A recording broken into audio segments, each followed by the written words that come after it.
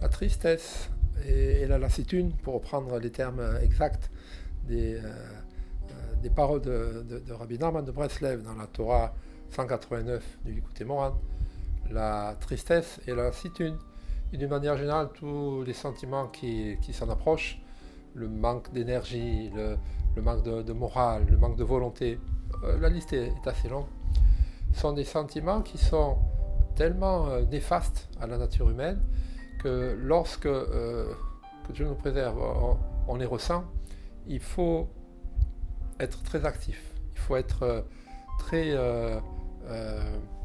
porté sur l'action, de ne pas rester dans cet état-là.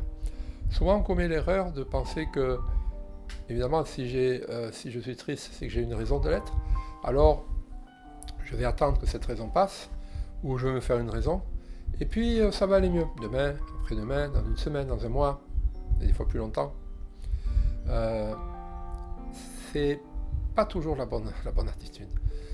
La raison est que quand une personne est triste, et qu'elle est remplie comme ça de lassitude, de manque de vitalité, alors l'idée première, c'est qu'elle pourra très difficilement servir Hachem. Servir Hachem, ça veut dire se lever avec joie, avec plein de force pour aller prier, pour aller étudier, pour aller réciter avec un groupe de femmes des télim, des psaumes, pour aller sortir de chez soi, pour aller aider d'autres personnes, pour faire beaucoup de choses, Ce ne serait-ce aussi, c'est peut-être quand même important, de recevoir en fin de journée nos enfants avec un sourire, avec l'énergie, avec la volonté de vouloir passer du temps. Tu as fait ça, mais que c'est beau, montre-moi tes devoirs, montre-moi tes dessins. Passer du temps avec eux, être content d'être avec eux et leur montrer. Être content avec eux et de leur montrer. Ça demande une énergie extraordinaire. Celui ou celle qui est triste, il ne va pas pouvoir faire ça. Il ne va pas y arriver. Il ne va pas arriver, c'est pas possible.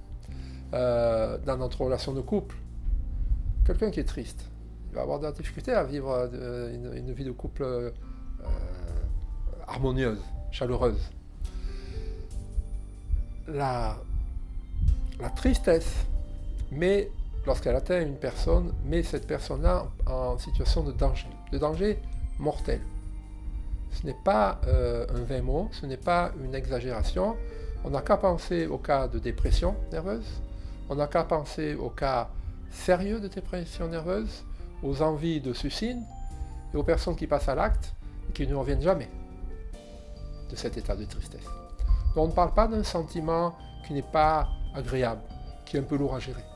On parle d'un sentiment qui nous met dans une position de danger de vie ou de mort. Rabbeinu nous dit, faites attention à ça, parce que vous êtes dans une position très vulnérable. Et le conseil qu'on peut retirer de cette leçon, et peut-être que vous avez entendu souvent parler de joie, de simra, dans la philosophie, dans la manière de vivre, dans les enseignements Breslev. Et c'est juste un exemple, le premier dans notre programme d'études, qui encore une fois concerne une Torah, une leçon très courte du Likutei Moharan, où Rabbeinu ne développe pas particulièrement cette notion-là, mais il aborde, et puis c'est intéressant qu'on aborde cette notion-là au début de notre programme. Mais il faut savoir quelque chose, c'est que lorsqu'on sent ce sentiment arriver, alors il faut passer à l'action pour demander de l'aide. Idéalement, on vit au sein d'une communauté juive. Idéalement, on a un rabbin qui est là pour nous aider.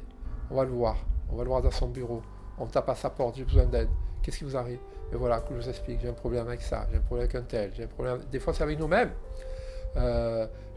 et ça me touche, ça touche mon moral, je commence à être triste, à perdre l'envie d'être un bon mari, l'envie d'être un bon père, l'envie d'être un bon juif, ainsi de suite.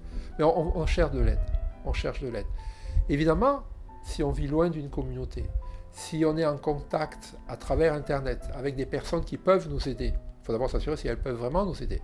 Mais à ce moment-là, on peut contacter ces personnes-là. On peut leur demander de l'aide. On peut leur dire, qu'est-ce que je peux faire? Dis-moi, qu'est-ce que je peux faire? Voilà ce qui se passe. L'aide est beaucoup plus difficile à donner dans ce cas-là parce qu'on est loin, on ne connaît peut-être pas la personne. Donc c'est une aide sur mesure qu'on a envie de donner dans des cas comme ça. Et là, vous habitez à Paris et moi je suis en Australie, on ne s'est jamais rencontrés, ça va m'être difficile moi pour vous aider ou vous pour m'aider, si c'est dans ce sens-là, peu importe. Mais si on n'a que ça, il ne faut pas hésiter. Mais en tout cas, il faut être conscient de quelque chose. C'est que la tristesse, la lassitude, ce sont des sentiments à fuir.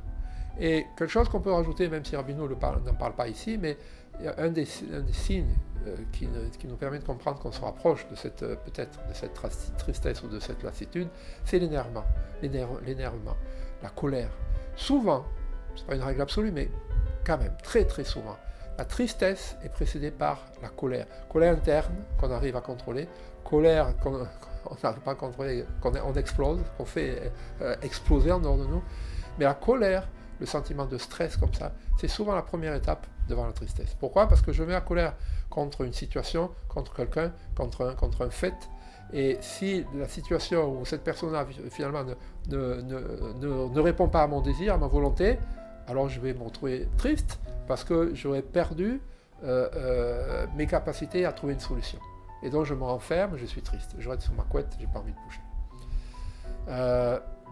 Courir pour s'éloigner, pour fuir, s'éloigner à grandes enjambées de la tristesse et être joyeux.